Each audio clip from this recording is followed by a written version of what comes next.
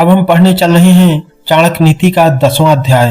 भाग अथवा प्रभु की महिमा अपरंपार है। उसके कारण एक निर्धन भिखारी पल में राजा बन सकता है और राजा को कंगाल होना पड़ता है। चाणक्य कहते हैं, धन से हीन मनुष्य दीनहीन नहीं होता यदि वह विद्या धन से युक्त हो, परंतु जिस मनुष्य के पास विद्या रूपी रत्न नहीं है वह सभी चीजों से हीन माना जाता है। चाणक्य कहते हैं, भली प्रकार आंख से देखकर मनुष्य को आगे कदम रखना चाहिए, कपड़े से छान कर जल पीना चाहिए, शास्त्र के अनुसार कोई बात कहनी चाहिए और कोई भी कार्य मन से भली प्रकार सोचकर करना चाहिए। आचार के अनुसार मनुष्य को सोच समझकर उचित कार्य करना चाहिए। किसी कार्य को करने से पहले यह भली प्रकार जांच परख लें कि वह व्यवहार और शास्त्र से विरुद्ध तो नहीं है। सदैव सावधान और सचेत रहकर प्रत्येक कार्य को करने की सलाह यहाँ दी गई है। जल के प्रति की गई असावधानी अनेक रोगों की उत्पत्ति कर सकती है। चाणक्य कहते हैं कि यदि सुख की इच्छा हो तो विद्या अध्ययन का विचार छोड़ देना चाहिए, और यदि विद्यार्थी विद्या सीखने की इच्छा रखता है तो उसे सुख और आराम का त्याग कर देना चाहिए, क्योंकि सुख चाहने वाले को विद्या प्राप्त नहीं हो सकती और जो विद्या प्राप्त करना चाहता है उसे सुख नहीं मिल सकता।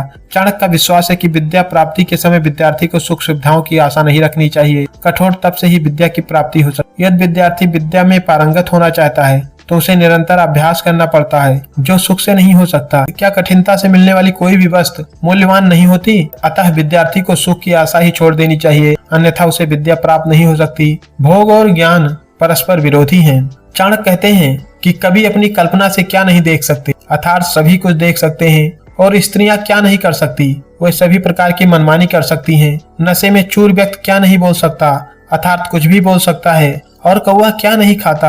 आचार्य ने कब शब्द का प्रयोग यहाँ ऋषि और कवि दोनों अर्थों में किया है।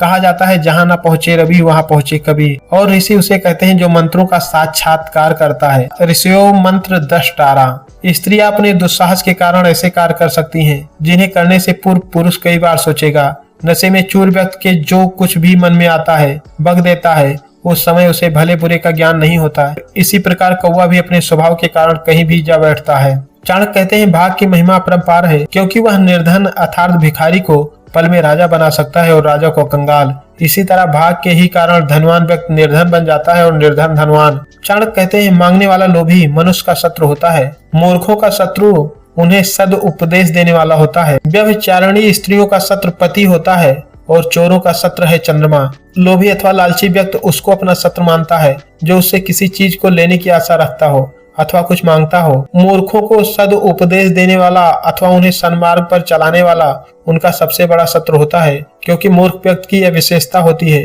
कि किसी की अच्छी बात को वो नहीं मानता और अपने कार्यों को ही सही ठहराता है। जो स्त्री व्यभिचारिणी है, पति उसे इस काम से रोकने का प्रयत्न करता है, इसलिए वह उसे अपना शत्रु मानती है। चोर उचक्के लोग रात के समय अंधकार में अपना कार्य करते हैं। चांदनी रात में उनके लिए चोरी करना असंभव होता है, इसलिए चंद्रमा उनका सबसे बड़ा शत्रु होता है। इसी प्रकार जो किसी के कार्य में रुकावट डालता है वही उसका शत्रु है। चाणक्य कहते हैं, जिस मनुष्य के पास न विद्या है, न ही जिन्होंने किसी प्रकार का तप किया है, जिनमें न दान देने की प्रवृत्ति है, न ज्ञान है, दया है, नम्रता आदि भी नहीं है, गुण और धर्माचरण की भावना नहीं है, ऐसे मनुष्य पशु के रूप में इस संसार में विचरते हैं। धर्म ही मनुष्य को मनुष्य बनाता है। चाणक्य कहते हैं, जिन व्यक्तियों में किसी प्रकार की भीतरी योग्यता नहीं, अर्थात जो अंदर से खोखले हैं, बुद्धिहीन हैं, ऐसे व्यक्तियों को किसी भी प्रकार का उपदेश देना उसी प्रकार व्यर्थ होता है जिस प्रकार मलयाचल पर्वत से आने वाले सुगंधित हवा के झोंकों का बांस से स्पर्श। जिस व्यक्ति में किसी प्रकार की भीतरी योग्यता नहीं और जिसका हृदय भी साफ नहीं, उसमें बुरे विचार भरे हैं, उसे किसी भी प्रकार का उपदेश देना व्यर्थ है। उस पर उपदेश का कोई प्रभाव नहीं पड़ेगा।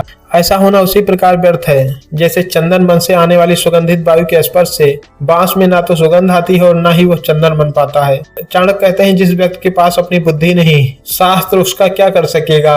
आंखों से रहित को दर्पण का कोई लाभ नहीं हो सकता है। आचार का यह कथन संकेत करता है कि केवल बाहरी साधनों से कोई ज्ञानवान नहीं हो सकता। मनुष्य के भीतर निहित संस्कारों को ही बाहरी साधनों से उभारा और निखारा जा सकता है। खेत में बीज ही न हो तो खाद आदि देने से फसल नहीं उगती, कभी कभी तो उल्टा ही होता है। इच्छित फसल को पाने के लिए किए गए उर्वरकों के प्रयोग से ऐसी हानिकर फसल लहलहाने लगती है जिसकी किसी ने कभी कल्पना ही नहीं की होती। चाणक्य कहते हैं कि इस संसार में ऐसा कोई उपाय नहीं जिससे दुर्जन व्यक्ति को सज्जन बनाया जा सके। बिल्कुल उसी तरह जिस प्रकार गुदा को चाहे सैकड़ों प्रकार से और सैकड़ों बार धोया जाए फिर भी वह श्रेष्ठ अंग नहीं बन सकती। चाणक्य कहते हैं जो मनुष्य अपनी ही आत्मा से द्वेष रखता है वह स्वयं को नष्ट कर लेता है। दूसरों से द्वेष रखने से अपना धन नष्ट होता है। राजा से बैर भाव रखने से मनुष्य अपना नाश करता है और ब्राह्मणों से द्वेष रखने से कुल का नाश हो जाता है। आत्म द्वेषात की जगह कहीं आप्त द्वेषात शब्द का प्रयोग किया गया है। इसे पाठ भेद कहते हैं। आप्त का अर्थ है विद्वान, ऋषि मुनि और सिद्ध पुरुष। आप्त अस्त यथार्थ वक्ता, जो सत्य बोले वो आप्त है। जो आत्मा के नजदीक है वही आप्त है। इस दृष्टि से इस श्लोक के दोनों रूप सही हैं। जो बिना किसी लाग लपेट के निष्पक्ष भाव से बोले वो आप्त है। आत्मा की आवाज और आप्त वाक्य एक ही बात तो है, क्योंकि शास्त्रों में कहा गया है कि मनुष्य अपना ही सबसे बड़ा मित्र है और शत्रु भी। इसी प्रकार आप्त अर्थात विद्वानों और सिद्ध पुरुषों से द्वेष रखने वाला व्यक्ति भी नष्ट हो जाता है। चाणक्य कहते हैं कि भले ही मनुष्य सिंह और बाघ आदि हिंसक जानवरों से युक्त वन में निवास करे, किसी पेड़ पर अपना घर बना ले, वृक्षों के पत्ते और फल खाकर तथा पानी पीकर गुजारा कर ले, तिनकों की सैया पर सो ले, फटे पुराने वृक्षों की छाल के कपड़े पहन ले, परंतु अपने भाई बंधुओं में धन से रहित अर्थात दरिद्र बनकर जीवन न बिताए। इस श्लोक से ये बात भली प्रकार स्पष्ट हो जाती है कि निर्धनता एक प्रकार का अभिशाप है। चाणक्य का मानना है कि व्यक्त अन्य सभी प्रकार के कष्ट सहन कर सकता है, परंतु निर्धनता के कारण अपने सगे संबंधियों द्वारा किए जाने वाले अपमान को सहन नहीं कर सकता। निर्धन को कौन अपना मानता है। चाणक्य कहते हैं कि ब्राह्मण एक वृक्ष के समान है और संध्या अर्थात प्रभु की उपासना और आराधना उसकी जड़ है। वेद उसकी शाखाएं हैं और धर्म कर्म उसके पत्ते हैं। इसलिए यत्न पूर्वक जड़ की रक्षा करनी चाहिए, क्योंकि जड़ के नष्ट हो जाने पर न शाखाएं रहेंगी और न ही पत्ते। ब्राह्मण एक वृक्ष के समान है। प्रातः और सायं दो कालों के बीच जो समय पड़ता है उसे संधि वेला कहते हैं। उस समय ब्राह्मण प्रभु की पूजा व उपासना करता है। यह उसका आवश्यक कर्म है। यह ब्राह्मण रूपी वृक्ष के फलने फूलने की जड़ें अथवा आधार हैं। वेद का ज्ञान उस वृक्ष की शाखाएं हैं। उसके धर्मानुकूल अच्छे कार्य उसके पत्ते के समान है। इसलिए यत्न पूर्वक उस वृक्ष की मूल की रक्षा करनी चाहिए। मूल की रक्षा से ही वृक्ष फलता फूलता है। ये जड़ ही नष्ट हो जाएगी तो वृक्ष कैसे बचेगा। आचार्य यहाँ कहते हैं कि प्रत्येक ब्राह्मण को संध्या करनी ही चाहिए, इसी से वो ब्रह्म बल को प्राप्त करता है। चाणक्य कहते हैं कमला देवी अर्थात लक्ष्मी जिनकी माता हैं और सर्वव्यापक श्री विष्णु जिनके पिता हैं, प्रभु के भक्त जिनके भाई बंध हैं, ऐसे पुरुष के लिए तीनों लोक अपने ही देश के समान हैं। चाणक्य कहते हैं कि रात के समय अनेक रंग रूप वाले पक्षी एक ही वृक्ष पर आकर बैठते हैं। प्रातः काल के समय वे सभी दसों दिशाओं में उड़ जाते हैं। ऐसे में क्या शोक करना। इस संसार रूपी परिवार में अनेक बंधु बांधव और रिश्तेदार उसी तरह आकर मिलते हैं। जिस प्रकार सायंकाल होते ही अनेक तरह के पक्षी बसेरा लेने के लिए एक ही पेड़ पर आ बैठते हैं और समय आने पर अर्थात सूर्य उदय होने पर वे विभिन्न दिशाओं में चल देते हैं, इस प्रकार एक परिवार में इकट्ठे हुए बंधु बांधव भी समय आने पर बिछड़ जाते हैं। इसलिए उनके संबंध में किसी प्रकार का शोक करना उचित नहीं है। चाणक्य कहते हैं जिसके पास बुद्धि अर्थात ज्ञान है उसके पास ही बल होता है। बुद्धिमान व्यक्ति के पास बल कहाँ। जंगल में अपनी शक्ति के मद में मस्त सिंह को एक खरगोश ने मार डाला, यही इसका प्रमाण है। पंचतंत्र में इस कथा का उल्लेख है जिसमें छोटे से खरगोश ने अपने बुद्धि के बल से बलवान सिंह को भी मरने को विवश कर दिया। बुद्धिमान व्यक्ति अपने बल का तो सही उपयोग करता है, वो दूसरे के बल को भी अपने अनुसार प्रयोग करने में सफल हो जाता है। चाणक्य कहते हैं कि यदि भगवान विष्णु को सारे संसार का पालन पोषण करने वाला कहा गया है तो मुझे इस जीवन में किसी बात की चिंता करने की आवश्यकता नहीं। यदि भगवान विष्णु ना होते तो गर्भ में स्थित बालक के जीवन के लिए माता के स्तनों में दूध कहाँ से आता। बार बार इस तरह के विचार करते हैं। तीनों लोकों के स्वामी मैं आपके चरण कमलों की सेवा करते हुए अपना जीवन व्यतीत कर रहा हूँ। भाव यह है कि सृष्टिकर्ता परमेश्वर ही सबका भरण पोषण करता है। ऐसी स्थिति में मनुष्यों को किसी बात की चिंता नहीं करनी चाहिए, क्योंकि जो बालक गर्भ में है उसके पालन पोषण के लिए माता के स्तनों में दूध पहले ही उत्पन्न हो जाता है।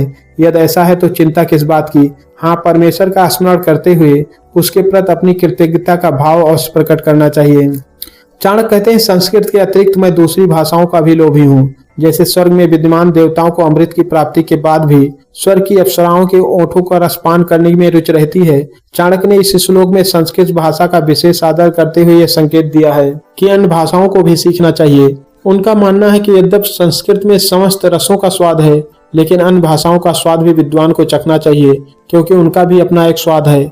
उसमें तत्संबंधी संस्कृति और चिंतन की झलक और खुशबू मिलती है। चाणक्य कहते हैं कि अन्न से 10 गुना अधिक शक्ति उसके आटे में है, आटे से 10 गुना अधिक शक्ति दूध में है, दूध से 8 गुना अधिक शक्ति मांस में है और मांस से 10 गुना अधिक शक्ति घी में है। चाणक्य कहते हैं कि साग खाने से रोग बढ़ते हैं, दूध से शरीर मोटा होता है, घी से वीर्य की वृद्धि होती है और मांस से मांस बढ़ता है। साग से रोग बढ़ना संकेत करता है कि अधिकांश लोग उसे भली प्रकार धोकर प्रयोग में नहीं लाते, इसलिए निरंतर उसका सेवन करने से रोगों में वृद्धि होती है।